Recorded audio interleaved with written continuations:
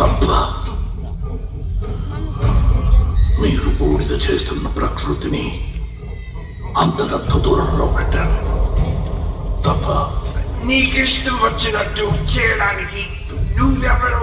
మరి నాశనం చేయడానికి మీరెవరు? ఎన్ని యుగాలైనా ఎన్ని అవకాశాలు ఇచ్చినా మనిషి మారలేడు. నీ తప్పు కాదులే.